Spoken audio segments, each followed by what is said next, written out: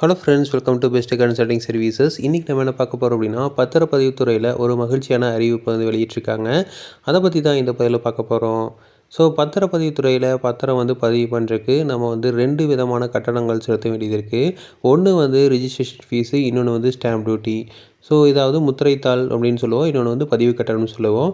அதில் வந்து பார்த்திங்கன்னா முத்திரைத்தாள் வந்து 7% பதிவு கட்டணம் 2% வந்து செலுத்த வேண்டியது இருக்குது.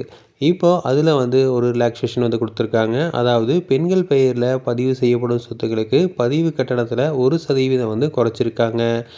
அதாவது 10 லட்சம் வரைக்கு வீடோ இல்லை மனையோ வந்து விளைநிலம் போன்றவற்றை வந்து நம்ம வாங்குகிறோம் அப்படின்னா, அது பெண்கள் பேரில் வாங்கினீங்க அப்படின்னா அதுக்கு வந்து நம்ம பத்திரப்பதிவு செய்கிறப்போ முத்திரைத்தாள் 7%, 1% வந்து ரிஜிஸ்ட்ரேஷன் ஃபீஸ் கட்டினா வந்து போதுமானது.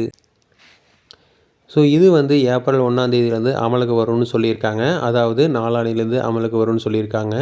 இப்போ மேற்கொள்ளப்படுற பத்திரப்பதிவுகளில் 75% பதிவுகள் வந்து இந்த அறிவிப்பினால் வந்து பயன்பெறும் அப்படின்னு சொல்கிறாங்க.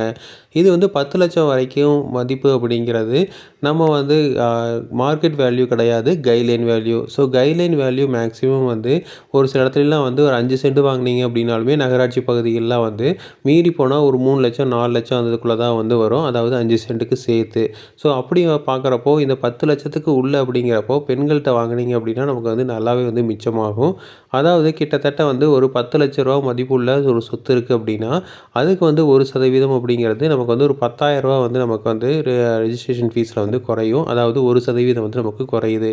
ஸோ இது வந்து ஒரு மகிழ்ச்சியான அறிவிப்பாக தான் இருக்குது. ஸோ இது ஏப்ரல் 1 அமலுக்கு வரப்போகுது. ஸோ தொடர்ந்து இதே மாதிரி இன்ஃபர்மேஷன் வேணும் அப்படின்னா எங்கள் சேனலை சப்ஸ்கிரைப் பண்ணுங்கள். தேங்க்யூ.